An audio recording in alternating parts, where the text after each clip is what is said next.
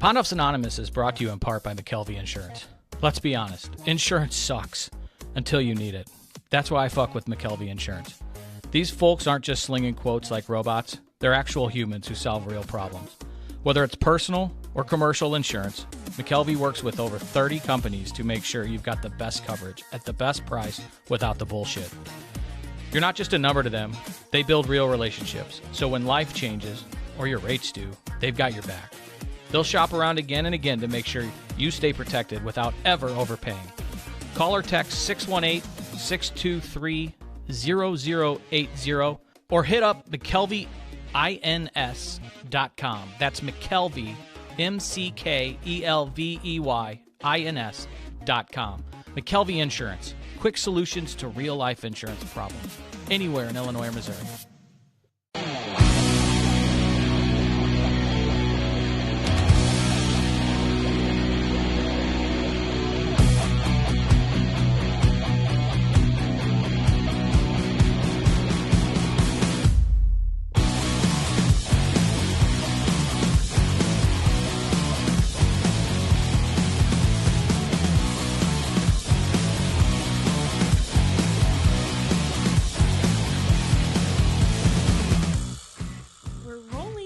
Alrighty. PAFO episode 3. 3? Hi, Zoe. Hey. Hey, everyone. Hey, all my listeners. All our listeners. We have lots. Hey, Lane. Hi, Lane. Good to talk to you again. We miss you. I hope you're doing okay in the winter storm. Oh, she is doing okay. She was checking in on us, though.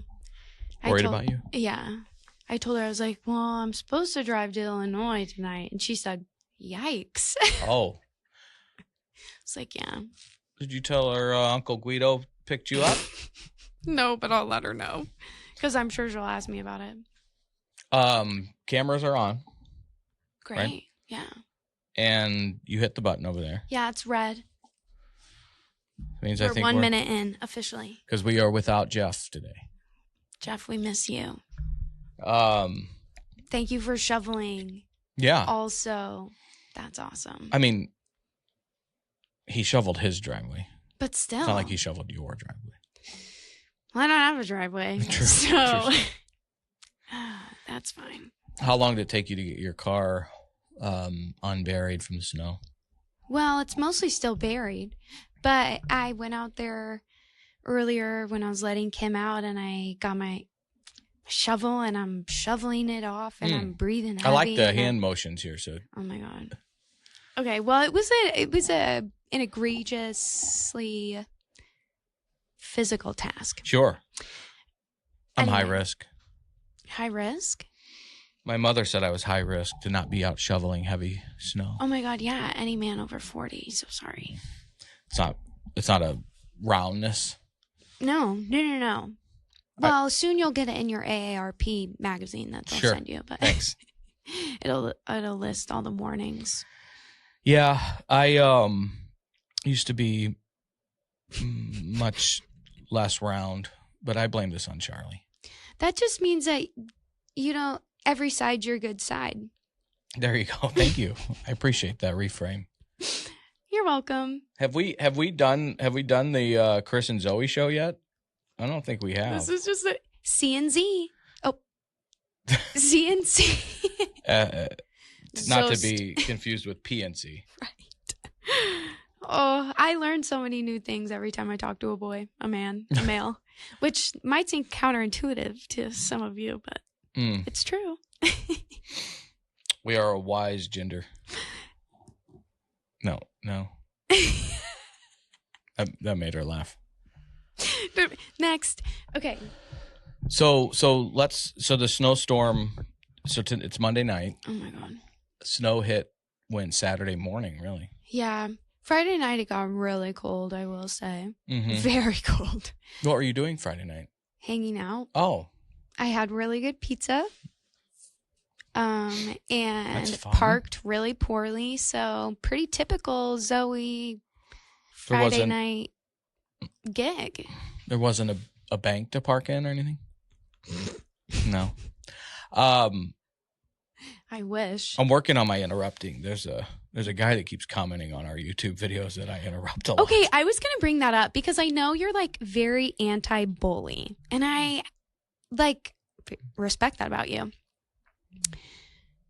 I have a theory that maybe this is a person you used to know.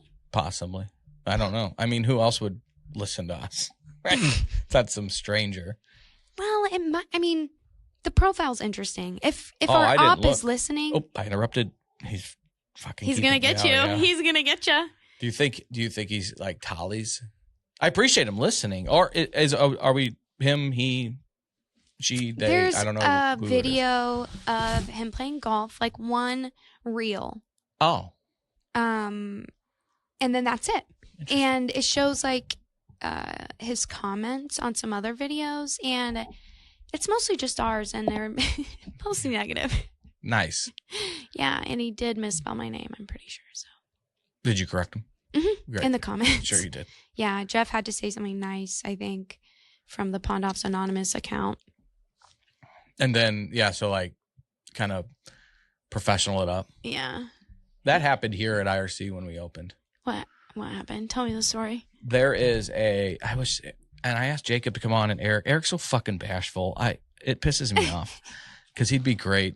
You two would probably go at it a little bit and fun, but okay. Little bit different views of the world, but all in love. Oh wow. But it's a man's man. I love you, Eric. We were pre-open, and there's a, Swansea, Illinois, which is the township that we're located in, has a community Facebook page. Oh yeah. And this one woman was just going off, saying that we were bringing drug addicts to the parks, to their neighborhoods, bringing drugs to the neighborhoods, and just being really just being a nasty. Hater. A typical commenter. It's never about what they're commenting on. It's about something deeper. Well, I wonder what her dad did to her. Oh well, I don't. Who knows? Anyway. She was very angry about the possibility that this vacant, large property and acreage was going to be occupied by people that go to work and need help, and be concerning, useful, sound the alarms, member to the community of Swansea and the larger community as a whole. So she was not happy about it, and I commented.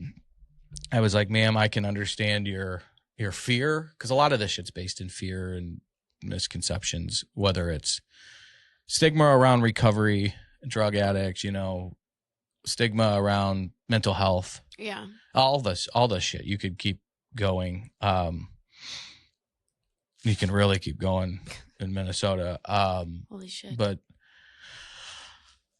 we'll stay in our lane of recovery and mental health. It might be impossible sometimes, but the point is she was really coming at us hard, and I said, "Ma'am, I understand your fear, and I respectfully disagree. I think there's a lot of misconceptions and stigma. What I would like to do is help you with this. If you'd be willing to come get a private tour, we would give you a tour of the facility, and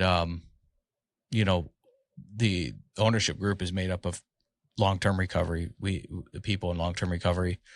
Hopefully, we can help, put to bed any concerns you may have, and knowledge is power, and be happy to treat you to lunch during the tour. Damn, and you're you really can trying learn. to like wine and diner. Well, just like you're being really nice. Learn to your hater. An opportunity to show grace and learn and maybe educate about a topic. And I don't mean that in a condescending way. I mean in a way that obviously this woman didn't know what addiction looked like, what recovery looks like, and just killed her with kindness. And later that night, we got a call from a woman that was just leaving a place, her vocation, and said she saw, and some of our other team members kind of reacted the same way, just kindness, and we're excited to be a part of the community. saw how we reacted on the community page, and she wanted to work here, and she came in and turned her application in the next day, and she's still an employee at Illinois Recovery Center. Wow. What a woman. Because, you know, you don't always have to fight fire with fire. So to the guy that wants to fuck me. Oh my God. Because hate fuck me, maybe. Yeah. Because I interrupt you apparently, and I'm just want to apologize for interrupting. It's okay. Thank you. You're welcome. I really appreciate your grace and mercy. Once again, you're welcome. Let us pray. I admire that. I admire your response, because also I know you get mad and have little self-control sometimes, especially on the internet. What do you mean? Oh, nothing. That was different. Yeah. I can handle it. Everything's different. Stay away from my children. But I don't know. I wasn't mean in the comment back. Sure. I don't know really why he would be listening / watching on YouTube if not for like his interest in the recovery community. Mm-hmm. And so I just said, praying for your recovery, bro. And then Jeff said something really nice and extensive via the PA account. Sure. I think he was alluding to the first episode of Needed to Hear That with Chaz and myself. Oh, yeah. Because I guess I didn't interrupt Chaz. Because I probably only interrupt women because I'm a man and you interrupt Jeff. See? I think you interrupt Jeff more than you. I'm an equal interrupter.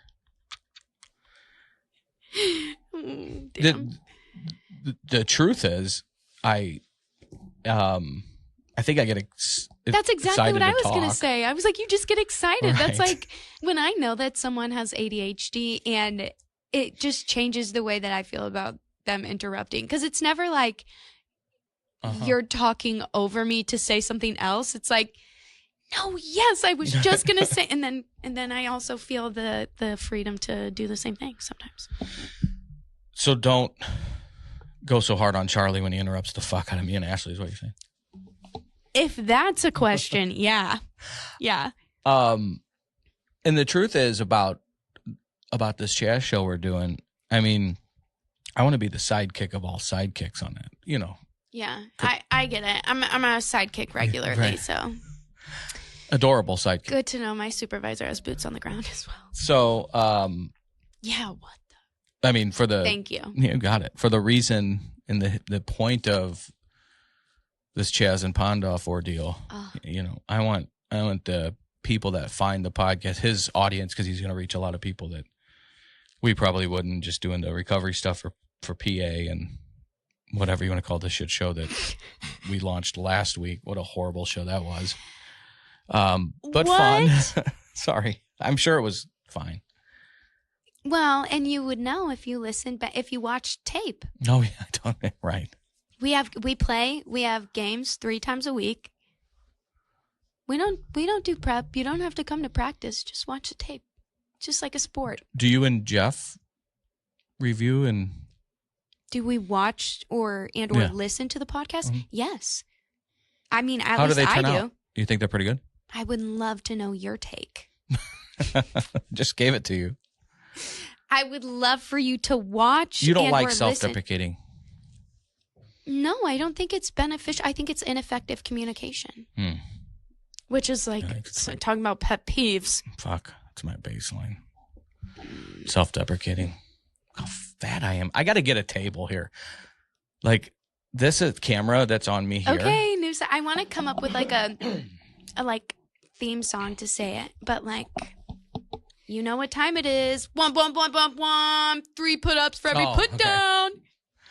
I told you I did that to Charlie the other day. And it made everybody feel better, perhaps? Really did. Yeah. Imagine that. Yeah, it was wonderful. He had to say 3 good things about himself. I never said you were unwise. I'm just waiting for you to young. Do the thing. Like, oh, my 3 put-ups? Yeah. it was a really hard day today, and I'm still moving onward and upward. Okay, he perseveres. I drove us safely over here in the ice snow. You did. Act of kindness. And picked me up in the alley because my front door it's frozen shut. So the front door to your third quad, thing. Oh, I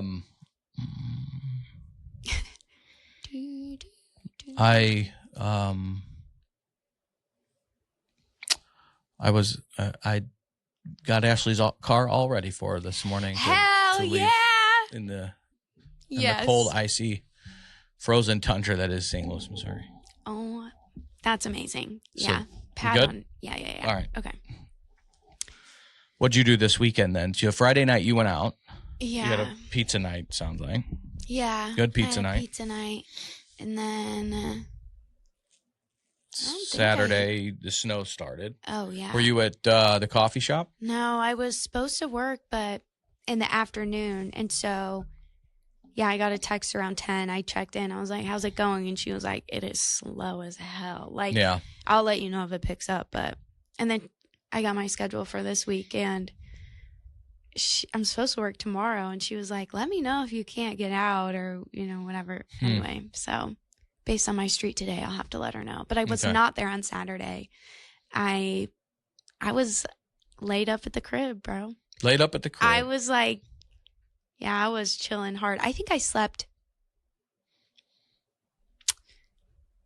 like most of the day, especially once I found out that I wasn't like having to go into work. Mm-hmm. I think I just I got a good daytime 7 hours. Wow. Mm-hmm. Oh boy. Yeah, it was kind of nuts. Well, I didn't take my Adderall because I was like, I'm not going to work. Sure. I'm going to sleep. And so that was nice, refreshing. It's good rest then for your brain. Yeah, interesting dreams. Non-medicated dreams. Is that? Yeah. So Adderall keeps you up? Yeah. I mean, obviously, but. Yeah, I think it's just, there's always so many things to do, but I'm trying to get better about that. I think it was a perfect day to sleep away. Yeah, I think I would have gone a little nuts. Like if I was wired, needing to do stuff. Adderall always makes me feel like I'm, That house, there was a guy that I, long time ago would facilitate, how can I say this? You'll figure out a way. On this show without saying that I sold him cocaine. I was facilitating his addiction a long time ago, pre-recovery. And the only time he would call and buy cocaine was when he was going to clean his house. And he would get some and fucking, you could eat off the floor, I bet, after about 4 to 8 hours. Oh my God. That's how I knew. That's how I picture you on Adderall, cooped up in all of that square footage in your. It could have been 1 bedroom and a half, 2 people, 2 dogs, a cat. Oh, yeah, it could have been. Mm-hmm. And I think there's a world where it would have been, but I was like so tired. I just had been so busy, like after Underground, and then I opened Thursday, and then I had a little job interview, and then I it was like back to back to back, and then Thursday night worship practice. So people don't think we're freaks. What does that mean? Well, first of all, you should know I'm a freak. And I'm going to leave space for that one. Yeah. All right. At least. And okay, space for that. Next, I was supposed to help lead worship at the gathering, McCausland, shout out, this weekend, but we knew that the storm was coming. And so I was told to bring a lot of energy and be prepared to put one on film for if we had to cancel church. There's so many people that don't listen to this, but there's so many people that if they do listen to this, have no fucking idea what you're talking about. Really? I would have singing at church? Yeah, I'm telling you, it's a whole thing. People call it worship lead. People that don't go to church think that means pastor it. Oh, hell no. I'm telling you. Okay, That's why let me run it back. I was supposed to be one of those bitches on stage that smiles and sings louder than everybody else so that everybody can feel comfortable singing at church on a Sunday morning. Okay. Is that like more spelling it out? Singing, church band singing. Church band singing. I think I was supposed to. Probably, when people hear shit, I still struggle with it, and I've been doing this religious shit. Tagging that. Keep going.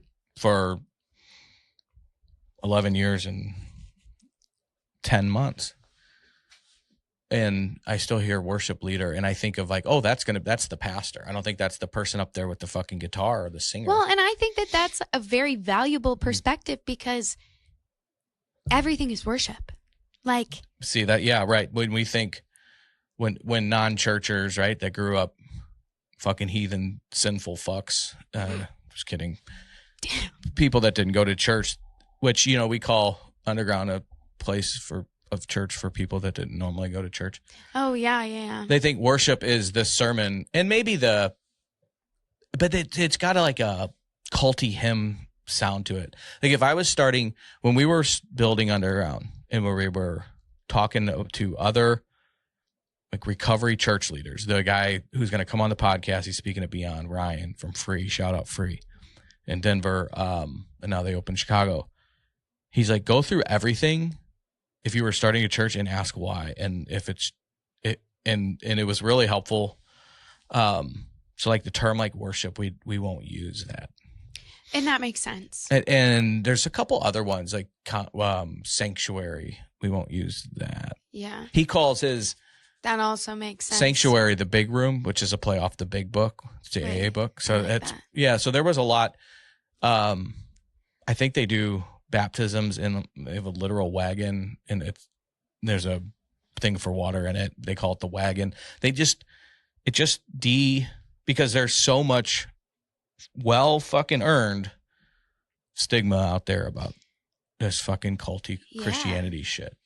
Yeah, I think it's wise to not use the term sanctuary insofar as like, once again, like not effective communication. Mm-hmm. Like those places are the rooms where a lot of church harm is done. Like and I'm sure that's what they were talking about, but like sermon is, so we say message.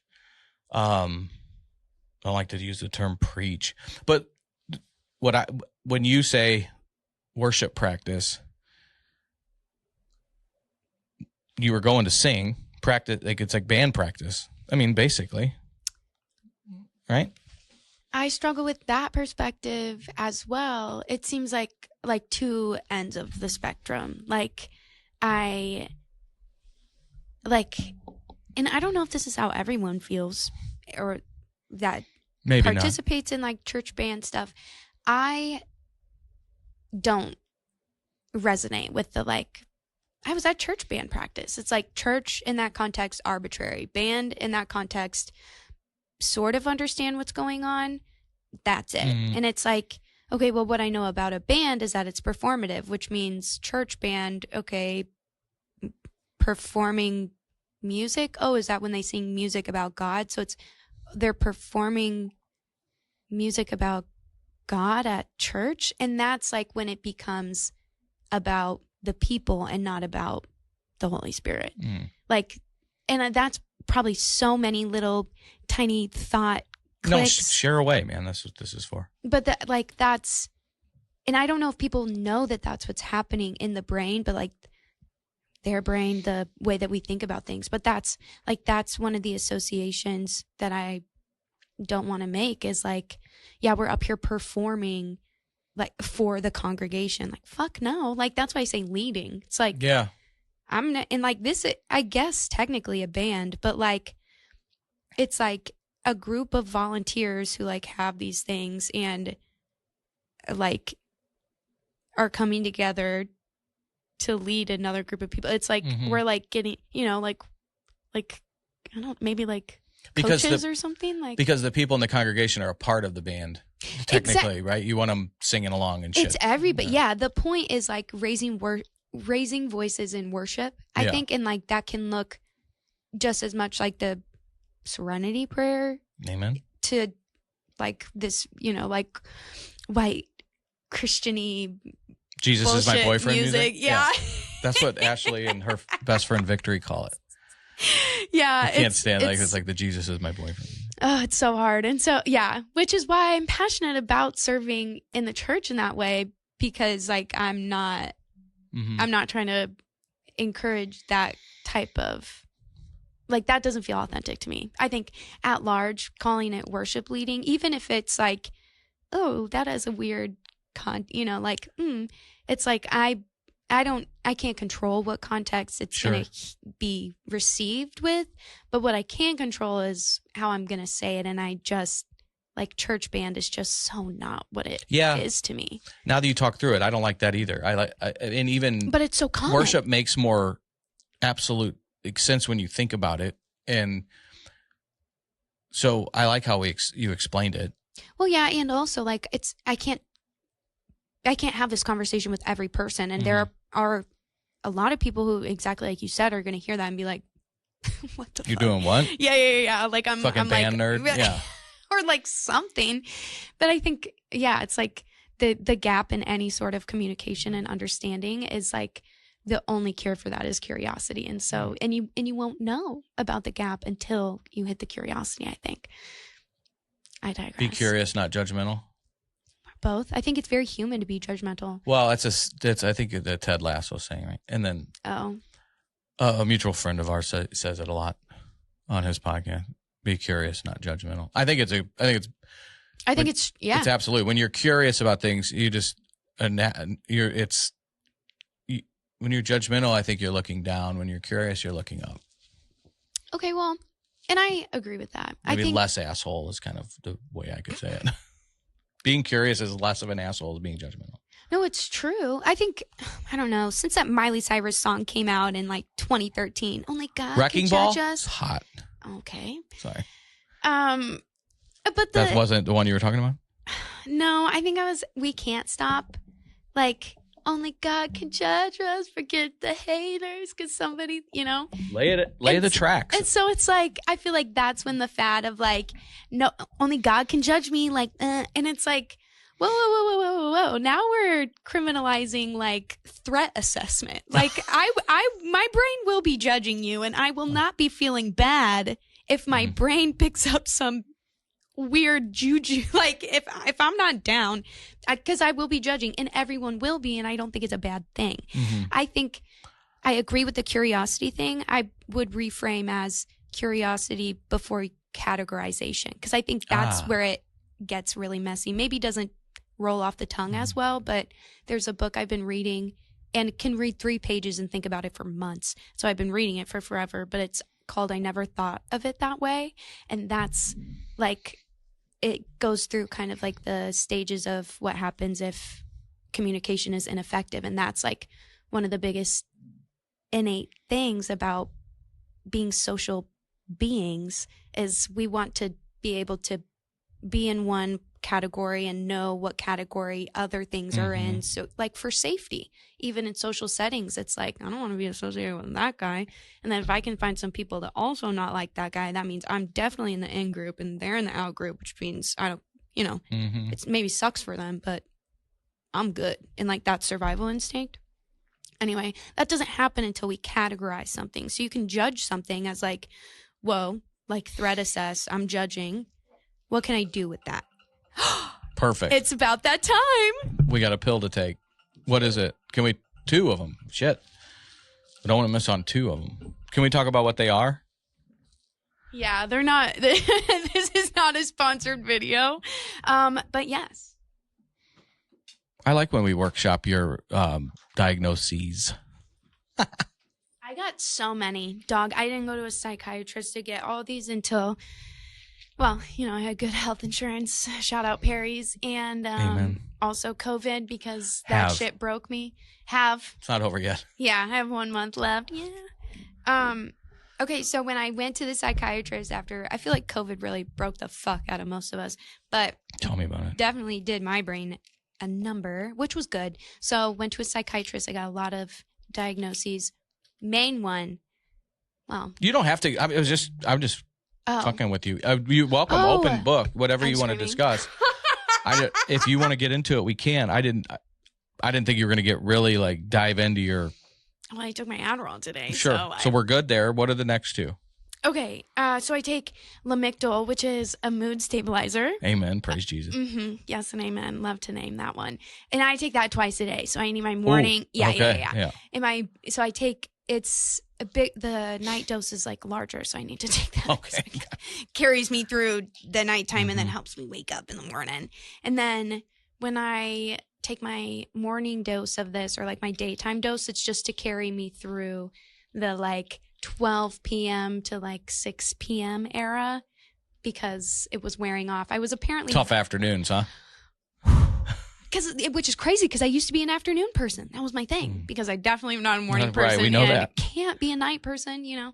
Anyway, So the reason I asked about these pills is Jeff and I in season 1, I'm using air quotes because it was back in 2020, did a whole episode on our psychotropics. Like, well, what are yours? um, If you want to talk about it, yeah, I go guess. ahead, put me on the spot, shame me. I'm just kidding. Oh my God, no! Let's glorify because I'm also taking my SSRI bars. Keep going. Yeah, what's your SSRI bar? Prozac Oh, got bar. That's what my old man used to say. Yes and amen. Your mother takes a little Prozac, I take a little cocaine. To each their own. Prozac doesn't blow your heart out of your fucking chest, but what are you gonna do? I don't know. I take Paxil for my anxiety disorder. You have anxiety? Believe it or not, Interesting. I've been taking that since before I stopped drinking. So I kind of wonder. I think I'm just addicted to it now because if you getting off Paxil's tough, bro. Really? Yeah, if I miss a day, I get these fucking jolts inside me. Oh, It's geez. really uncomfortable. It feels like you're getting electrocuted from the inside out. Like a day and a half is if I go 36 hours, I'm better. But I'm not going to suck a cock for fucking Paxil, Oh my but I'll God. be on the streets. Wow. Looking. That's interesting. I didn't know that. I'll handle like the jolts, but there's some of things I probably would do. Yeah. Oh my God. No, okay. So Paxil. Yeah. I mean, that's it for the head. Oh. I was You gotta on. take your joint supplements. But I think when we did wrinkle cream. it. Yeah, no. Balding. We were talking about that on the way over here. Nair for nose hair. I pluck, bro. Are you serious? Am I hanging out? No, Like a party favor? No, I'm going to start picking them right now. No. Problem is no. I start sneezing. I was just thinking about like men's stereotype. I don't know. So nobody Clearly I was right. has better ear hair hygiene than me. Ask Ashley. I'm always getting real little ones you can't see. It's like a nervous thing. Insecurity. Great even? ears. Oh. Never been told that, but I can't wait till the day it happens. Exactly right. It's Man, you got great ears. Wait, you're not already hearing that every night? No shit. She's so mean. I do take, I guess, my allopurinol for gout. Oh. Yep. As we're talking about being old. Yep. I didn't want to believe that I had gout. So I got 4 opinions from 4 different MDs. I mean, I even went to a orthopedic, whatever the fuck, to look at my ankle and Dude. tell them I swear it's a torn tendon. And they're like, here's the thing. They're like, we can give you a boot and all it's going to do is be excruciating pain times another excruciating pain. Or you can just believe us that you have gout. Oh. And Daddy And had that's gout. what, oh my God. My old man, fuck. It's the only thing that would keep him down. Okay, And I would rip on him. I would be like, you're a fucking pussy. And he said, you and wait. he's coming back to hunt your I'm ass, telling you, right? he's like, he said, you let wait. me get in those ankles. You motherfucker, this is genetic. And he said, I cannot wait He goes, because you're already a pussy. He's like, you can't handle. I'm screaming. Yeah. Wow. So, Wait, okay, can you give a quick rundown of gout? I Yeah. know I've asked Chat it's like before, but Chat, not Chaz.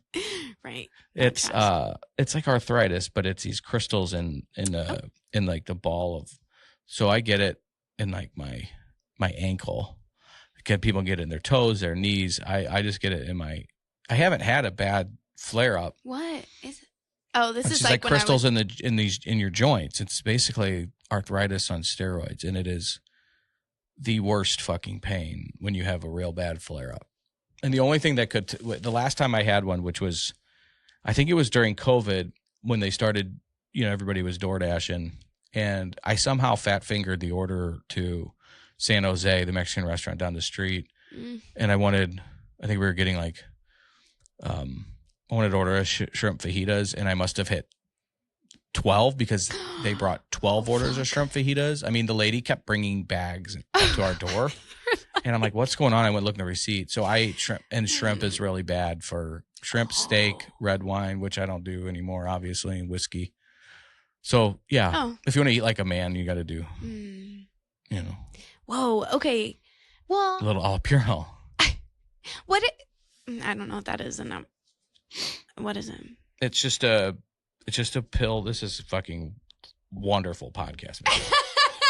It doesn't like when you have a bad gout flare up, you got to take steroids, and it'll bring the pain level down to where you can act like your baseline. My baseline when I had this at the peak of this flare up, laying down, the sheet hit my foot, and it felt like somebody was stabbing my foot with a knife.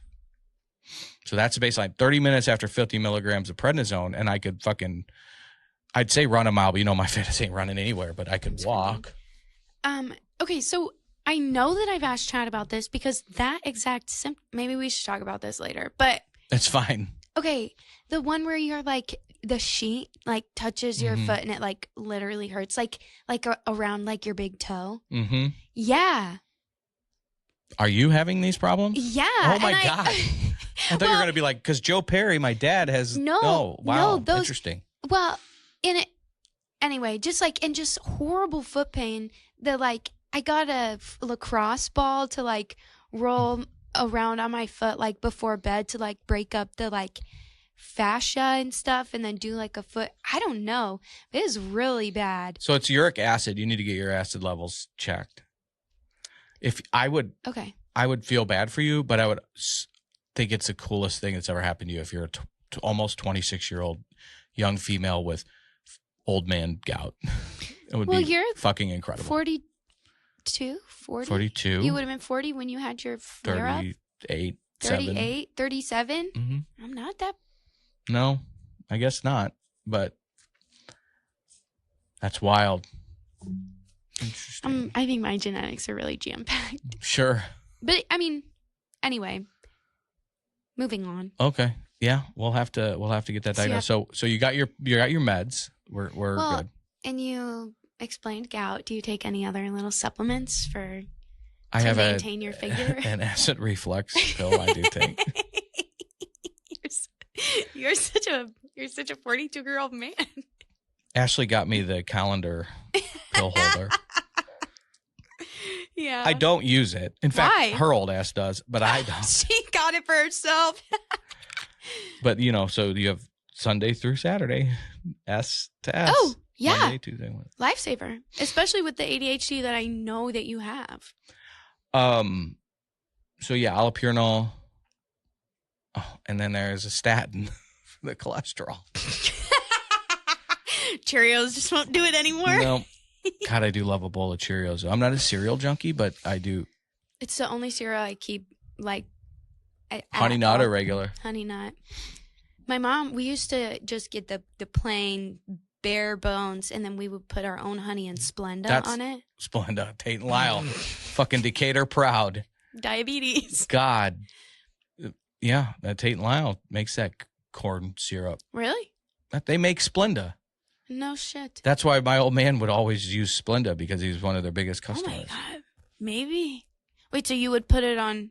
He was like, every time he'd get Splenda, he's like, support my customers. Oh my God. And he'd put it in his coffee. Gotta do what you gotta do for. He would never put it in cereal. honey. And this one kid that lived with me, God rest his soul, I love him to death. This one kid that lived with you? Yeah. Back when I was at active addiction, alcoholic, he was an active addiction heroin addict. And that motherfucker would get high and he'd come up and motor through some Cinnamon Toast Crunch. I mean, like the scene, have you probably fucking not, but just because of the age thing, but don't tell mom the babysitter's dead. No. I got nothing. Christina Applegate, I think is her name. Beautiful. Nothing. Yeah, that's a classic. Fuck. If you would have texted me this weekend for movie Rex, I would have wrecked it. Well, is it on Netflix? I don't know. You don't have Netflix, apparently. Exactly. As it turns out. The babysitter dies and they hide her body so they can have the summer to themselves, and she was going to help with the younger kids and get a job. And for breakfast one time, she took like the biggest Tupperware bowl and poured the whole box of cereal and dumped a gallon of milk in it and put 4 spoons on the table, and the kids went to town. Yeah. That's how he would eat these fucking Cinnamon Toast Crunch. And that's a thing when there's some kind of sugar rush. Like if you go into a gas station and see, usually at this point, you can tell there's probably an issue, but they're going to either steal or buy Sour Patch Kids, all these sweet and sour candies. Yeah. Whoa. Something to do with the opioid. Like sensory. Yeah. Oh, that's so interesting. Yeah. So when you're judging and not being curious if this guy's on an active fentanyl user as they're stealing Sour Patch Kids at Quick Trip. Yeah. You don't give them an IRC business card. You don't always know the whole story, folks, is really what we're trying to say. So when somebody approaches you alone in a parking garage, I dare a motherfucker to try. You got a whistle? Mm-mm. Ashley Taser. does. Oh, really? Yeah. On you? A stun gun. I actually just cleaned out my purse, so I don't know if it's in there right now, and I have a key that looks like a regular key, but then it has this knife. Fucking blade. That's like my buddy Fingers. He always carries baby with him. Oop. And it's that's honestly kind of what it's like. You should name it. Your blade. I should. Pepper spray. I have some mace. You're violent. I like it. Dog, it was after I got robbed. I was like, you tried to social work your robber too, which was perfect. No, it was like a social experiment. This is where you and Eric would disagree. This is where, like, you guys would probably he would want to help you out in this situation. I think. Everybody afterwards, I got a lot of helpful tips afterwards. Yeah, I'm saying that you guys, Eric's more of a ask questions later when he's getting robbed type of guy. Oh.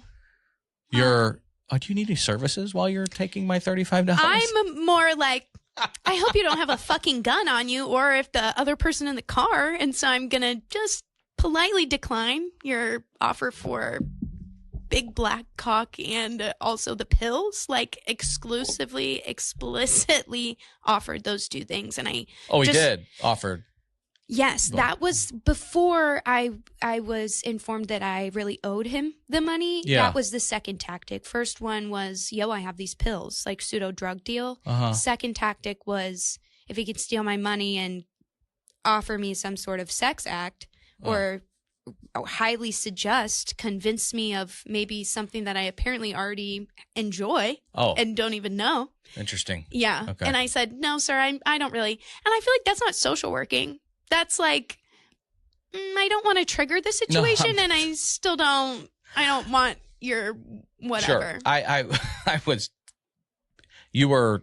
The way you explained it the first time is there was, you handled the situation. I was stay alive. Yes. Perhaps overly polite. Sure. That's kind of where I was going with that. But not shaming you. No. Victim shaming. No, you. I believe you. I know. I'm fucking with you a little bit. Yeah. Okay. And that's fine too. That's fine. Yeah. $35 poorer and a lot wiser. So I'm glad you're armed with your blade. Oh my gosh, yeah. And I got the stunt gun taser thing at a gas station in Kentucky, which feels so unsurprising, but it's legit. Yeah, and I'm honestly pretty scared of it. It's red. It's bedazzled. It's red. Have you tested it on somebody? Mm-mm. I almost did the other night. But that's what I'm saying. So if somebody approached me in a parking garage to take it full circle, which once again I dare a motherfucker to try. But what was your question? Well, I was going to say, don't be curious about them. You were saying, like, so for your threat assessment back to earlier, that's where it's probably okay to be a little judgmental before being curious if this guy's going to rob me or offer me his love or pills. Oh, really all I wanted was to go through the drive-thru. Sure. And even maybe perhaps back up. Did you ever call the cops on that? Yeah, I had to once I got back to the office, and I was like, you guys will never believe what happened. What office? I was coming from my practicum in the Office of Violence Prevention. Oh, nice. Yeah, kind of got it. So much of me wanted to be like, you really have the wrong girl. Right. Like, this is crazy. Do you need any services? That's kind of what, when we were talking about it, you told me, yes. Those are the internal thoughts. You're internally social working him. I'm like this close. Externally staying alive, being wise. The Holy Spirit's the only thing that held me back from being like, I work at the Office of Violence Prevention. Like, you don't want... Like, I see you, bro. Right, yeah. Like, I just went into lifelong student debt to help break the system, dog. Let's work on your trauma. I need at least $35, bro. Seriously, I want to help you with your trauma, too, while you're at it. Oh, fuck. No, I'll pass them out. I have enough... what do they even got? Mental health concentration friends? It's not really my thing. Oh, yeah. Well, you can connect the dot. Sure. I'll do my best. But I'll need gas money to get home. Shit. $35 cheaper. Let's add a rape whistle to your keychain. Okay. I mean, there's no reason not to have one, right? I guess. I think that's what they're called. Yeah, I'm sorry I wasn't. It's okay. No, I think it is. I actually have one. Yeah. I don't know that. Don't they give them out in college too? Like you're supposed to. Doesn't happen at Taylor, so sure. why would they give us anything like that? You're not supposed to be having sex at Taylor. No, exactly. Yeah, and if any reports go up, you don't even have to worry about it. We'll handle it behind closed doors. Nice. Shout out Taylor University. Mm-hmm. Yeah, fucking awesome. You did 4 years there? Did you sing Barely. there? Yeah, another part of my, like...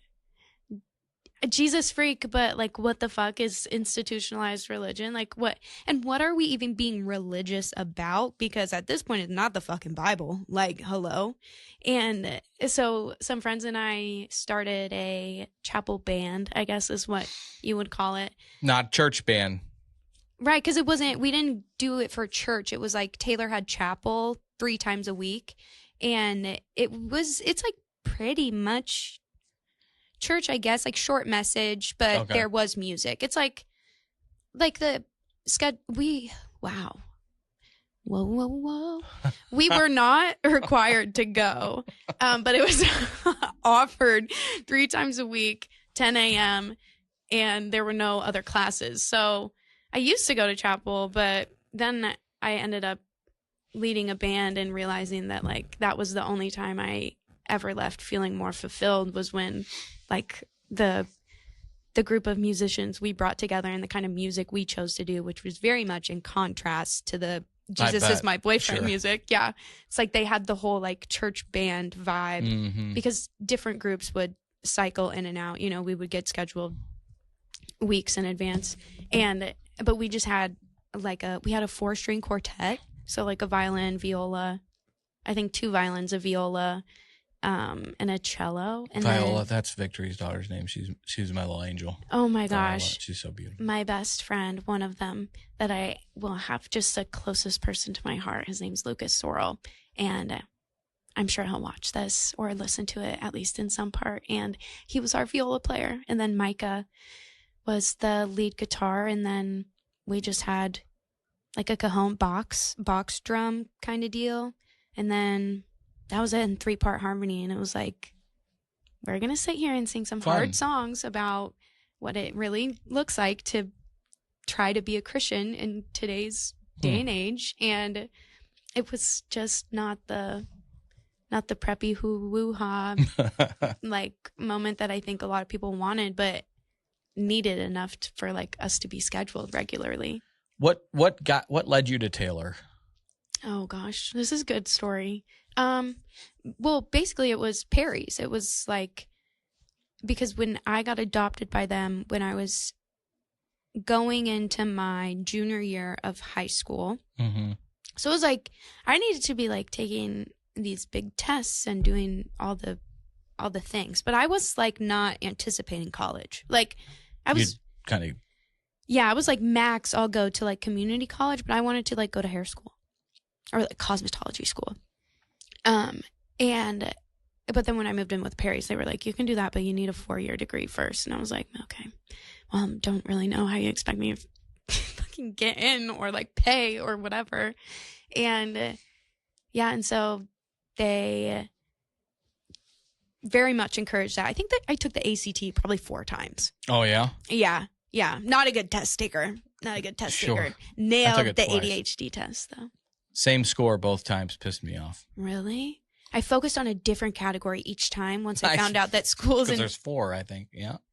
Schools in Indiana and some other places super score. So instead of just taking your like highest test score, they take your highest score from each category. Oh, all right. I know. I was Smart. like, if I can just focus really hard on one part of the test each time. And this like local guy that all the rich kids used for tutoring, he like gave me a scholarship to his program. And I was like, I can't focus in here. I don't know what's going on. Anyway, it was a whole thing. But is Taylor okay? Continue on, because I got a question. Totally.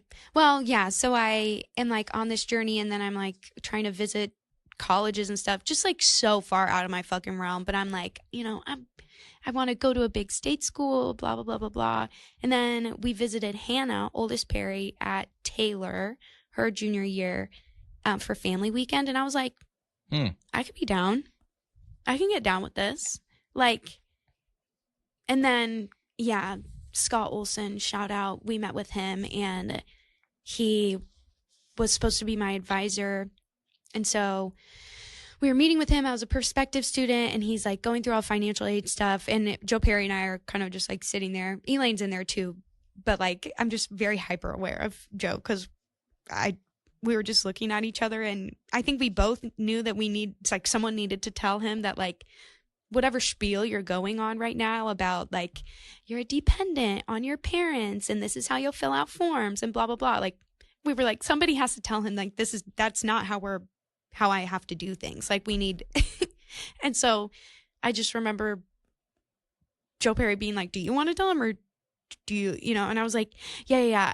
So I'm adopted, very recent, and he was just like, what? Okay. And I was like, to put a long story very succinctly. Anyway, this man's like crying in his office, and he's like, we'll do whatever we need to do to get you here, and you'll afford it. And like, it'll take some essays, and like you'll need to meet with some people, but like we can make sure you get here and like be completely fine. And so, it was one of those things where it's like, literally the only school that I visited / that Sophie visited because she was going to college. No. Okay. But I was going on all her college visits with her. Got it. And then was going on my own. And the only school that had the Orphans and Vulnerable Children program. And I was like, seems too easy. Can't do that. But then I ended up at Taylor, and then ended up apparently kicking and screaming, but majored in orphans and vulnerable children and psychology. But yeah, it was like truly an act of God. Like just so many things at once. Like it felt like once I was in the Perry's care, like saying yes to that, it was like so many things. Just like, God, I love them. Yeah, same. It was like I can fight for something for my future instead of fighting for just my fucking life for once. Like sure. And 4-year degree. Honestly, I think I took out a few student loans, but for like, I think maybe, I don't know, some credit score, like you taking out some to like understand how it all works, whatever.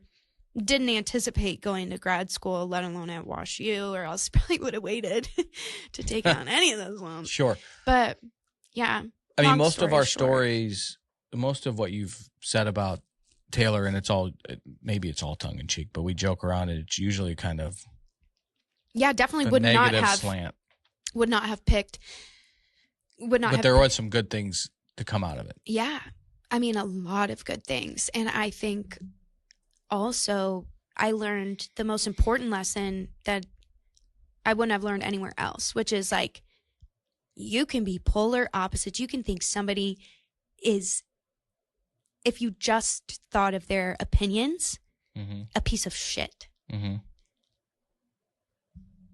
But it forced me, I was around 80% of the people I was around had slightly different and or very different worldviews than I did. And also there are people that I'm like in group projects with and like leading discussions about like, man. Yeah. And like I was on the board of the intersection of faith and culture. And it's like even people in that club, I'm like, oh fuck. Like you guys got it really fucking twisted. Or maybe I do, like, but that's where the like curiosity, 100%. Like there's something twisted going on. But like it was 4 years of intense exercising of that muscle of like, a lot of me wants to say fuck you and that you're stupid and that get really mad, and because I think that foundationally you're not a Christian and I can't say that. But instead I had to learn, for better or for worse, like how to sit down and just be like, okay. I mean, that's what this whole thing was supposed to be about. Right. I came out of a Belleville bar scene that shaped a lot of my personal experience into a ultimate humbling treatment center. Yeah. And then into a church where I really got to meet and know who the fuck Jesus was all about, and with people that I would pre-humility, self-accountability, pre-recovery, not all of them, but people that I would probably swear off and quickly say they don't know what the fuck they're talking about, I'm smarter than them, and have no personal experience with, stay in my little pond. Yeah. And not go and form relationships with people that if I had to take a quiz before any growth, which they probably would say the same thing about me, is that we couldn't have been more opposite. Then you do life together and you're like, oh wait, we have a lot more in common than different. Unfortunately, it seems as though the world wants us to think that we're enemies, and we're actually on the same team. And it's so I'm glad that's really, I wish I had that experience in my early 20s. It took me till I was 30 and took me to hit rock bottom and get sober and just say, I don't know shit about fuck, surrender it over, be a listener instead of a talker. And that helped me kind of reconstruct, I guess is the word. Yeah. Well, and I think you skipped a little over, like, you spent time in Champaign. Like, you entered into an environment where, like, you had your pick of anyone that you wanted to be friend. Like, there are so many fucking people in Champaign at U of I.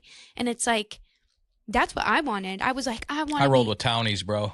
Well, regardless, it's like, that's when you have so much to pick from. It's like,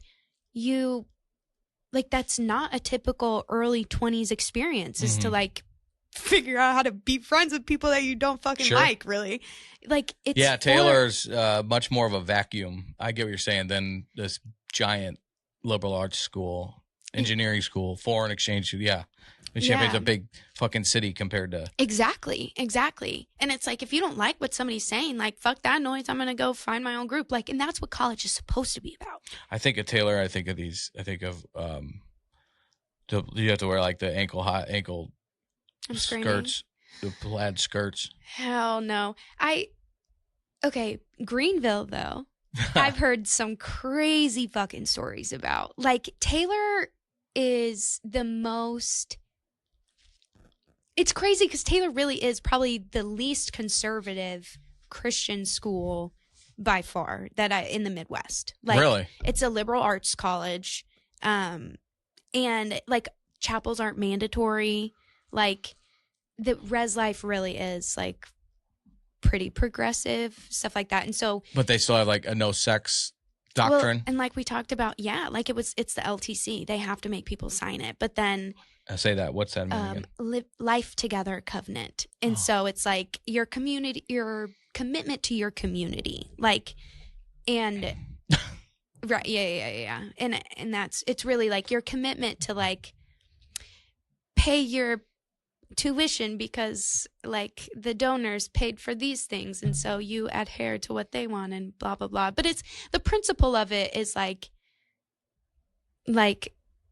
you're committing to being a positive member of your community, and that's how they frame it in like the introduction class that you have to take. But I think you could ask anyone in the residence life office that like has to administer that, and they would tell you like between you and me, it's bullshit. It's like a joke. Yeah, and like if like, everybody's fucking everybody on at Taylor. No. Okay. It depends on the dorm, I guess. I've been hearing stories about some things I was not invited to be. Good. Unfortunately. So your old Hannah went there. Mm-hmm. Where did I know where Tessa went? Where did Sophie go to school? Sophie went to SLU. St. Louis. I knew that. Yes. Yeah. Bill. What you think of that basketball team, bro? They're fucking hot. I tried. Ranked. I tried. She's still following? Text her. Oh, first of all, don't what tell the me fuck? Oh my God. Didn't even, you asked me a question and then immediately told me what to do. It was Sometimes like, it's like my Staten Island Italian that comes out of me when I ask a question and answer it. My aunt does that to me all the time. It was a different question. So does her sons. I'm screaming. And her daughters. Not Allison. She's an angel. Sophie went to one sports game, I think, when she was there, and it was a soccer game. Wasn't she a soccer player? Fuck no. I'm gonna mix up with somebody. Woo! Sophie can do anything she wants. Sure. Sophie played soccer one year. Hold on a second. Remove my styrofoam.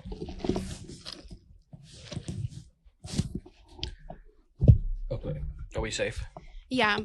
Back to Soph. Soph played soccer for a year, actually. Joe Perry coached it, and it was like if he said something, it was Ladybugs. Some bullshit, I don't know, but it was like if everybody on the team can score, then we'll go, like, I'll buy everybody ice cream. And you know who was the only one on the team that didn't score? Poor baby. Oh, good old Soph. Old Soph. Did you play soccer or anything besides sing when you were on? Cheerleader. I thought you were a cheerleader. Oh my God, yeah. Yeah, cheer worked out when I was living with my mom because the practices were a lot of times at the same time as the games. And my brother really wanted to do basketball. Okay. And so that was very... Two birds, one stone. Right, it worked. Dad wasn't super helpful with transportation. Never was. And before that, we got 2 free coupons to these dance classes that someone gave to my mom for me. I don't know if it was like a found thing or what. But I went to both, and it was very exciting. And then they said I couldn't go back because it was like, it like stressed my dad out a lot. And like, it was a whole thing. I could see it's hard on him. Yeah. But yeah, I really liked ballet. I took one ballet class ever, and I really liked it. And it was so not how people perceived me. And so I got a lot of, you won't like ballet, or you wouldn't like doing that anyway, blah, blah, blah. So I still They didn't peg you a tapper. I don't even know what you said. Sure. About, you lost me after. Pegging? Yeah. Yeah, my brain was like, no. Playboy just did a big article on that. Speaking of pegging. And then I didn't really play. Okay, so freshman year, actually, I switched schools to like a really small school, just for shits and gigs. Ashley does not peg me, by the way. I wasn't. All right, I just had to, maybe that was for everybody else listening, but. And so, so I went to this really small. Fuck. I'm resisting taking a potty break so hard, and I can't even get a fucking word. But you can't potty. You can't leave me all alone. That's what I'm like, Jeff, cut to an ad. Cut to an ad. I could talk about Evan, but I like when you talk about Evan. Well, Evan's helping you with insurance as we speak. He is. I texted Evan back in our group chat. Shout out Evan. I think once again, so sorry. Now that I think about it. And thank God he responded so quickly, which I was not anticipating. No hard feelings about my lack of response, which I really appreciate. He was ready, feet on the ground, already immediately was like, yeah, I have a guy who can help you out with that. Yeah, because he doesn't do health, but he does some health, but he wants you to do health with the right person. He does everything else. And he is a lot of things, but what he's great at is response time. And when you're in a jam, he will, if you're on the side of the road and you can't find your insurance card, you'll call him and he'll fucking text it to you. He'll call the claim number in for you, all the shit you need to do. So he really is rock solid. I'm excited to like McKelveyInsurance.com. Getting in with McKelvey Insurance. Like I'm like dipping a toe in. I don't really. You're gonna need a little bit more. Yeah. As you age. Especially if the older I get. If this gout thing takes on. Oh my gosh. Really, I just know that WebMD has told me so many times. Could be gout. You should ask chat. Anyway. We're also looking at the nonprofit's going to be, Evan's going to, when you have golf tournaments, we might have talked about this, bingo night, music bingo. Oh, yeah. Like when people drink. Yeah. And it's like, it's super cheap, but it's important to have, because if something happens outside of your control, that's what insurance is for. And a lot of people that I know that actually do listen to this are degenerate fuck gamblers. And this is the smartest gamble you'll make, is to have insurance and be covered. Well. So. Tagline. You like that? Yeah. That was pretty good. I could see it in your eyes. I was pretty proud of myself there. Well, it's fucking Super Bowl season. When you were saying it, he started to like. I just smoked a 3-teamer on Sunday. I had Denver. I had Seattle in the over. A 3-team parlay. Never heard Booyah, is, and it's Super Bowl season. So, maybe, I don't know if we should get like DraftKings or FanDuel. We can. Oh. It's a little adjacent to, maybe we get a liquor company to, no, I'm just kidding. But yeah, if you guys are interested also in potentially sponsoring the show, if you have a small business, we'd love to plug it, partner up, and let us be a cheap salesman for you. That's how I look at it. In a company that I used to run and operate, we did a lot of sponsorship with a show we've talked about often. And the sponsorship dollars are way less than going and getting a someone you have to hire and train, and there's some expenses with that. So you got to make a decision. Sometimes that's the appropriate move is hiring the big time talent, and sometimes it's more cost effective to partner up with someone and get your brand out there and sell your product, and we're here to do that. So big time talent either way. I don't know if we'll be sponsored by Taylor University anytime soon, but I don't really know. Big Bush University. Oh my God. Sorry. Sometimes I always say, Ash says, why do I say things like that? Yeah. Or even worse question. when it's not on air. And I'm like, Ashley, I have to exercise it and get it out. And she said, well, it seems to never leave. It just keeps coming back. Yeah. It's almost like you're just like a work in progress. Yeah. Bit of a fixer-upper, if you will. You got it. So let's get back to your singing career. Oh God. You jammed pretty well Sunday in your jams. Stop. Wednesday's worse, baby. We did not have, church was canceled because of the snow and the ability to do online worship. No comment. I used to fucking walk to taverns uphill both ways back in my day. Who are we kidding? I was driving, but we didn't close for shit. But It was bad. So because we have abilities to do this online, they recorded you Thursday night. Oh yeah, they really didn't want to cancel though. They still prepped like a whole. Do that shit, yeah, we still practiced like a whole set. So, but you did open up good, and man, did you get fucking behind? You were like air guitaring at the end. He said, "Come with energy," and I swear to God, I was praying out loud on the way there. You had the hand up. Jesus, bro, I am fucking beat. I am beat, and I do not have energy. I tried to take some silent time between work and practice. No, because I'm a single mother. Shout out Kim. Shout out to Kim. And anyway, how's Kim doing the snow? Oh, poor baby. She really doesn't like the snow. Meadow, her little bottom hits the snow because I didn't shovel her a spot. Oh my God, I shoveled Kim a fucking spot. And you haven't shoveled one for Maddie? I told Charlie. Gloria doesn't care, but man, she says enough for her. She says I'm so cold. Oh my gosh, the snow's so tall. Belly. Kim couldn't even squat. She probably she's probably gotcha. Yeah. It's probably taller than she is.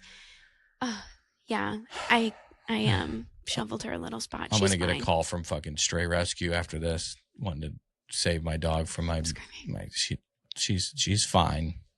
Yeah, she's fine. She went pee potty. It's like Kim was having a hard time. Well, it's just hard for her to not have a lot of playtime outside to run around. Or when mom sleeps for 7 hours during the day on Saturday. You know what Kim can do? She can snuggle. She can fucking sleep. You know who wasn't getting me out of bed? Right. Kim. She loved her time. Oh my gosh, yeah. That was Ashley all weekend with the dogs for sure. Yeah. It was so nice, honestly. But we do, our son's like Sonic the Hedgehog, as you know. So. Oh, yeah. How did Charlie? And it was too cold to really go out and fuck around in the snow too long. And he knows this old dog ain't fucking going out there. Yeah. Oh my gosh. If he wants to play in the snow, hit me up. I have snow pants. I'll let him know. Screen time was just do it. Just go for it. Whatever. Right. I forgot kids do that. He, yeah, and it was kind of a cool weekend for him because good. I think we talked about it last show that it was his like forever day, and that's so sweet. Let him play hooky from school and all that. So he's had a long weekend, but boy, we're ready to fucking ship him back to school. And we got the text on the way over here; they're fucking closed again tomorrow. Oh my god, God, it's brutal. But he's got his meds, and he'll be playing and amen. NBA 2K, and I actually have 100,000 meetings tomorrow too out of the house. So good luck, Ash. God. But back to your singing, you, and I bring this up because I noticed that, and I don't know if you want me saying this, but you have like music performances on YouTube. Oh yeah, I do. Some of them I had to upload some of them for an internship I applied for in undergrad. So they're older. Mm-hmm. Yeah, you sent me the one because you sang for Drug Church Underground. Oh yeah, shout out. You sang for that. Drug Church. Did a little Lauren Dag. Yeah. How do you say her last name? Daigle. Oh, Daigle. I guess I don't know. She's pretty cool. You can say it. She's hot. Yeah. She's like my little Cajun princess. Oh my god. Because she's from New Orleans. Say it again. She's from New Orleans. No, I like that you tried to be a little Cajun, local there. Right. Uh-huh. No, do it again. I'm being. New Orleans. Yeah. Okay, stop. Thanks. Yeah, we saw her live up close and personal at the factory. Before or after you Instagram harassed her? No, that was during, actually. No. I gave her a shout out. I forget what I said, but it was very kind. Let's get the show on the road, Lauren. Yeah. Oh, yeah. Love what you, the big fuck? fan. I forgot about that. She was taking forever. They brought up these fucking kids, and they played a little Christmas symphony. I'm kidding. Love kids. For the arts, you know. For the arts. I didn't pay for that shit, you know. God bless them. Is that where my taxes are going? God, tell me about it. No, it was great. It was a Monday night. We were ready to get rolling. And then she did, and it was great. And she's a beautiful, beautiful voice. And you sent me a YouTube video when I asked if you would sing it at Drug Church, of the song that you were singing. That was the song that you sang, but it was the song that I was singing. That was the song that I sang. Say that 6 times in a row. But it was a long time ago. Yeah. And then there's other videos on YouTube of you singing, but they're also from that same era. Yeah. Yeah. Because you were like a brunette in that era. Yeah. At best. Dark hair. Dark. Yeah. I still think there's your picture. Google. A lot. I mean, my hair was really dark for a long time. Like, is it OG dark or what's up? No, it's, darker than it currently is. OG, but it's more like auburn. Like darker maybe than Ashley's, and maybe just like more brown leaning than red. Yeah, I mean in the picture it's guys, are you blonde or are you brunette? Yeah. Right. Or are you a redhead? Yeah. Which redheads crazy. Sorry. But brunette is what I would call it. Yeah. Brown hair. Tones and tones and tones. Tones and tones. And then, I box dyed through college. I cut my hair really short. Oh, boy. No, great. Yeah, it was. Told Ashley I'd dump her. I had like an identity thing. How short? Much shorter than I anticipated, I will say. Mm-hmm. How short? Like literally here. Oh, okay. No. And this was here when it was straightened. You didn't go like G.I. Jane. No, felt like it damn near. I was like, all Neck got right. cold? This is, the ugliest I have felt in a long time. Talk about humbling. You know who chopped off a ton of hair and it looks great is Sarah. Sarah Ruby. Yeah, absolutely. I completely agree. You definitely, it looked, I don't know if this is, it's a compliment, older. Oh, yeah. Yeah, I mean, just, well, my mom had, like she said, like inches and inches, but my mom used to have a long hair down to her like hips in high school, and she was a hippie. Yeah. Drove an orange bug. I think used to smoke and get high as fuck, but now gets really mad if people in the family are getting high as fuck. Not me. She got mad at me, but I was getting a different kind of different arena here of high as fuck. You want to say it again? Fucking bad as fuck. Shut the fuck up. So when's your next singing performance outside of church? Do you play? Do you sing? What do you do? I'm hitting this. We're hitting this singing thing hard because I think you got a really good voice. Heard you sing. I don't think you do it enough. I appreciate that. I don't really sing. I think it's like I don't know. I get freaked out to sing most of the time. Really? Yes, yeah. It's my favorite part about singing at church and like leading worship in settings. It's not just at church, but that kind of music is like it's not about me. Like the point of that kind of like it's not a performance because it's not about how good I am or like how on point or like on pitch or whatever. It's like I'm just being the one on stage but we're all singing the same, like the point isn't for me to be really good and for you guys to watch. It's like we're all doing it together, kind of like what you said. But when it's like, yep, performing on, like I just did the Larry Flint's DJ voice. Sorry. Here, our show headliner tonight. That's a little bit less strip club DJ voice. I just like, I don't know. And I love the St. Louis music scene and I love all the open mics. Shout out Marshmallow. Shout out. I knew that was coming. Yeah. So do you sing at those? No. That's what I thought. No, because it's like, I also don't play a physical instrument. Like I am a vocalist. That's how I was trained. And it's like, I don't know. Did you sing at Taylor? Or just the chapel stuff? No, there were a few times. Like, there were these big performances in the spring and then in the fall, winter, whatever. And it was called My Gen and then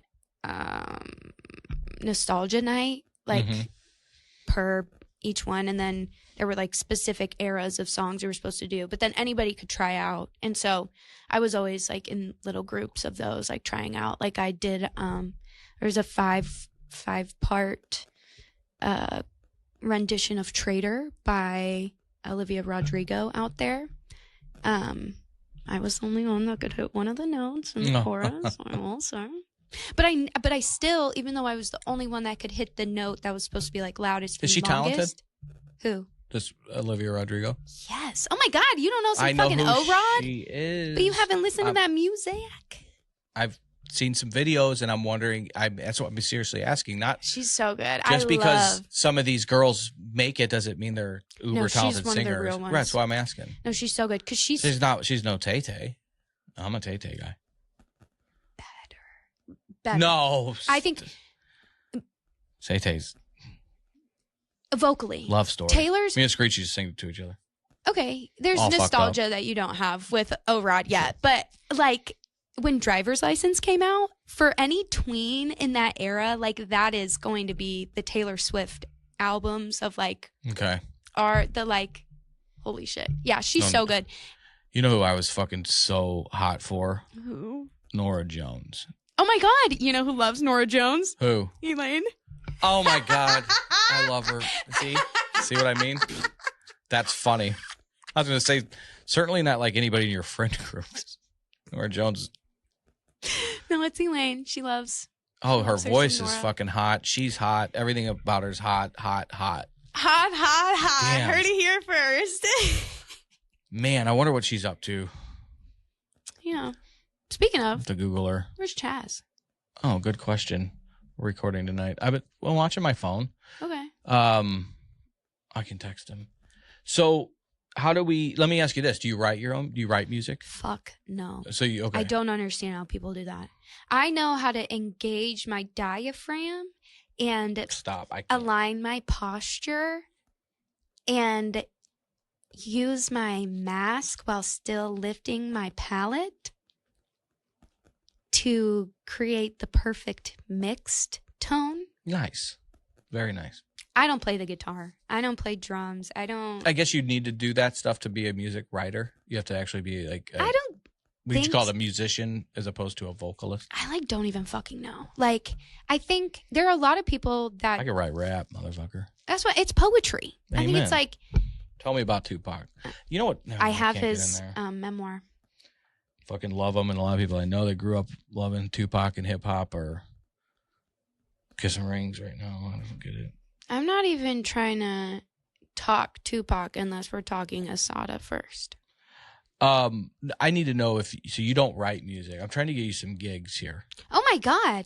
That's so scary. Sing at Fridays? Oh, I would do that actually. Candace is there.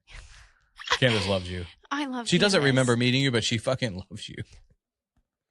She was on That's the best. That's the best Might kind have of been day 2 or 3. Oh my God. So interesting. Monday night. I mean, sometimes you know.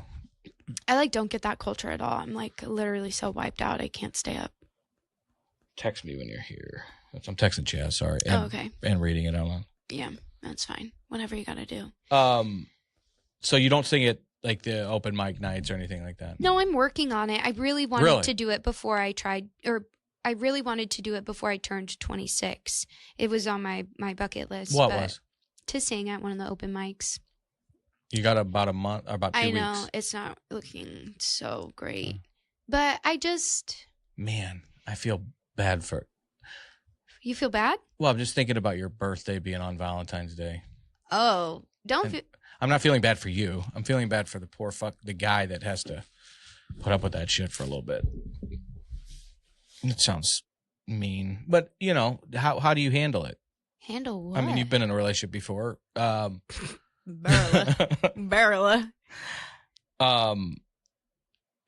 Valentine's Day and the birthday. I mean, it's like, do they kill 2 birds with 1 stone? They leave me the fuck alone for 48 hours so I can go party with my girls. That's all right, nice. That's that's my vibe, bro. Right. I'm a girl's girl through and through. That's why I really don't tolerate, most of the time, I really don't tolerate bullshit because I can just have so much of a better time with my girlfriends. I never laugh harder than when I'm hanging out with that. I never learn as much. Anyway, yeah, no way I would waste a Valentine's Day birthday. That is the best fucking birthday I feel like I could have as a girl. No way I'd waste it on a fucking...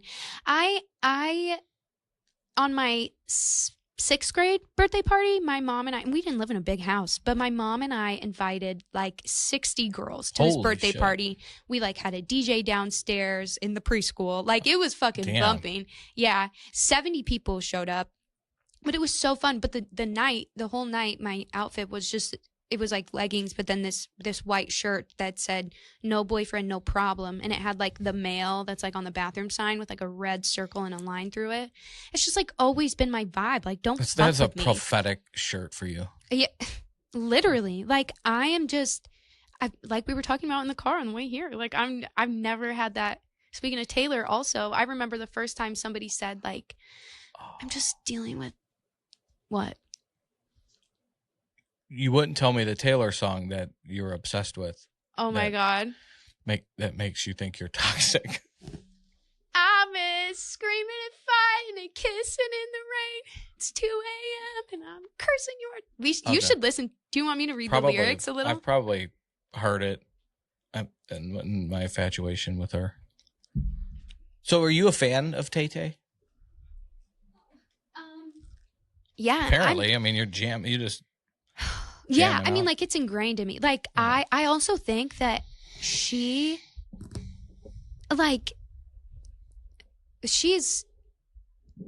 We won't see anything like her again in maybe ever. Like, and it's the way... She's a songwriting machine. Right. She treats people well, for the most part. I mean, like, when you start that young, it's hard. And I'm sure she's fucked up a lot of times, and that's just part of it. Yeah, but I mean, they do a lot of digging, and I mean, I've always heard her usually be a fucking good human, man. That's what I'm saying. Yeah, and she catches all this flack. You know, you date so many guys, blah blah blah. Guess what, bitch? I get it. Sometimes you just need a little inspo. It don't need to be long. It don't need to be a good idea. And I'm gonna lay it there. But I think she's a very, very, very intelligent businesswoman. I think she's great at marketing herself and what she stands for. I think she's an insane representation of like girlhood in this era. Mm-hmm. Like, it is so well documented. Like, I think she's a great vocalist, and do I enjoy listening to her sing? Most of the time, no. And I don't think that's really what she like is priding herself on. That's like not. So when people are like, do you like her? It's like kind of how, like, I don't know, if you asked a guitar player, like, what do you think of Taylor Swift's music? They'd be like, kind of fucking weak line. You know what I mean? Like, I guess I actually don't know or give a fuck. But from what I value or like am specifically attuned to. But I like am very aware and very much commend her as a public figure so much more than a musician or whatever. Yeah, I mean, I think she transcends, the word, like, musician. I mean, it's a whole more experience and aura. Okay, aura. I'm pulling up these lyrics.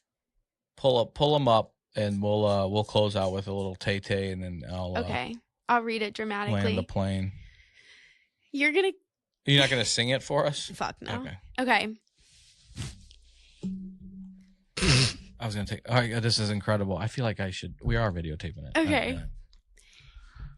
He is sensible and so incredible, and all my single friends are jealous. Mm-hmm. He says everything I need to hear, and it's like I couldn't ask for anything better. He opens up my door, and I get into his car, and he says, "You look beautiful tonight." That's me. And I feel perfectly fine. Ask Ash.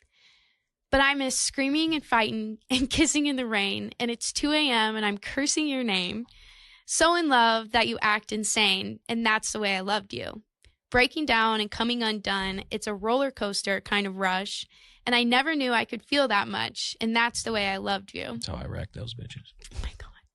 He respects my space and never makes me wait, and he calls exactly when he says he will. Mm-hmm. He's close to my mother, talks business with my father. Mm-hmm. He's charming and endearing, and I'm comfortable. But I miss screaming, fighting, kissing in the rain, and all that bullshit again. And then, Bridge. He can't see the smile I'm faking, and my heart's not breaking, because I'm not feeling anything at all. And you were wild and crazy, just so frustrating, intoxicating, complicated. Got away by some mistake, and now I miss screaming and fighting and kissing in the rain. And then she like goes into it. Will they break up in the song? Who? Whoever she's talking about. Well, it's kind of Taylor's thing. Got it. Yeah. So it doesn't end well. Yeah, that's on her Fearless album. So, what's the name of that song? The Way I Loved You. Got it. Yeah. Yeah, my dad made me he burned me a CD No, this is like when he was like very much romanticized in my memory because he was working thirds and then would like go off in his little spare garage thing and then come back with like little gifts for me. So I got a DVD player at like some raffle and he burned a CD for me with all these like girl pop, just badass songs. And that was one of them. And then Skater Girl by Avril Lavigne. I fucking loved her. Oh yeah. Avril? Canadian hockey. Hottie. Do you think she's dead? Do you think she's alive? Have you heard that conspiracy? No. I know she's alive. What, you fucking talked to her last week? Yeah, it's a whole, it's a conspiracy theory. No, oh my God. That she's like dead and that someone else is like playing her role. Oh God. Fake fan. Fake fucking no fan. No shit. I don't know any of this. Anyway, so that's the Taylor Swift song I felt most connected to. Even it's through like I always had a thing for a little goth chick every once in a while. Okay. Crazy. Fucking biters. Hey, you. Yeah. Anyway, before I get nasty, so there's a conspiracy that she's dead. Yeah, it's too. We're too far in to get into it. It's like an Elvis thing. Sort of, except he's actually he's super dead. He's dead. Super dead. Fuck! I forgot what I was gonna say. It's okay. Man. Oh, so that's really sweet that he did that. Nobody's, I guess, all bad or all good. And I'm glad you have those fond memories. And I actually believe that from the small conversation we had that there's somewhere, a lot of probably hurt. He's just taking it on the wrong person. And that's not okay. But. And yeah, it's just hard when like such nice things like that, like so thoughtful, so nice, so unexpected, it just swings the other way. It goes just as far in the other direction. Yeah, and I'm really sorry about that because that is a sweet gesture. But I'm glad you have those memories. Me too. Yeah, no T Swift song will ever trump that one. Okay. For me, and it's like even through every album, and I've listened to every Taylor song, I swear, all my life, and that's just the one like a visceral emotion, like in my chest. I'm like, yeah. And up until pretty recently, I had no reason to feel like that. So interesting. I'm workshopping that in my head. We'll land the plane here because I want to. This is a good segue. There is a nonprofit that came to Underground. Oh yes, called this is Hope so cool. Creates. Yeah, and Hope Creates is a space for people in recovery to create, to sing, to dance, to write, all this shit. And it's the art stuff, which isn't, I guess, I try to act too cool for fucking school. If he could sing, he would. I can't. Yeah, I write. So I mean, that's kind of art. He's a poet. Yeah, it is very artsy. It's creative. So it's important. What's really cool is they have these events. They had to cancel Sundays, but they had a line dancing event. You don't want to see me do that, but white boy can't dance. I believe that. Right. But we see so many people in treatment that are like the Venn diagram of the creative mind and being susceptible to the disease of addiction, or I don't know why. I don't know the science behind it. I think it's creators and artists can love big and hard, and I think sometimes, goes both ways. Those broken hearts. Yeah, I mean, it's like what goes up comes down, and it's hard to deal without self-medicating, and then that self-medicating makes you feel so good it becomes a dependence. So the point is, and Eric will tell you this too, when we first opened, you'll see we have an art board in our large group room, and there are, some really fucking incredible drawings. I'll believe it. From residents? Yeah, from clients and in detox and res, and then sometimes you'll walk in and somebody's playing their guitar or somebody's writing. I love that. And the art starts to really come back, and it's beautiful. So what Jennifer at Hope Creates and her team are doing is providing space for folks in recovery to have an outlet to pursue and do their art, their creation, their singing, the dancing, the writing, whatever. And we're going to do some more work with them at Underground. We're trying to put together a concert. They're having a concert in May. They need a space for it. I think Charity and I are working on providing the Oh, space. I love that. So more details coming up on that. We wanted to give them a plug. They're a great organization. And such nice people too. Oh, they're incredible. And what's funny is the girl that came with Jennifer, I think her name was Alexia. I sorry if I'm getting that wrong. She and I talked briefly because she said that she would have never seen herself going into a church again, because I think she'd come from some shit we've been talking about earlier, just getting fucking brutalized and bullied by church shit. So cool. I'll make sure I get their contact on the show. I'll have Jeff put that out, and we'll plug their nonprofit. It's really cool stuff, and it kind of goes with going down Zoe's memory lane and singing quote unquote career. Oh my God. And if anyone has any like hype words, any way to get myself out of my head, I would appreciate it in the next month. Go check out our YouTube songs. That's pretty awesome. Don't do that. You're a great singer. You really are. Don't get. They're from high school. Don't do that. You're verging on the edge of having to do 3 putt-ups. You're on the edge. You're teetering. That's where I like to be. right on the edge of the cliff. So we thank you. Fun Chris, night, just us. We missed Jeff. He couldn't make it, and then we were going to have another rotating special guest, but because of the weather out there, it's keeping people indoors. Besides dumb fucks like Zoe and I. Yeah. Thanks dumb for fucks like us. Thanks for listening, watching, supporting, commenting. We'll take the negative comments to guy that calls me the interrupter. Yeah, Appreciate oh my God, listening. our HR department. Yeah. Send me an email, bro. All right. Thanks, everyone. Let us pray. Peace.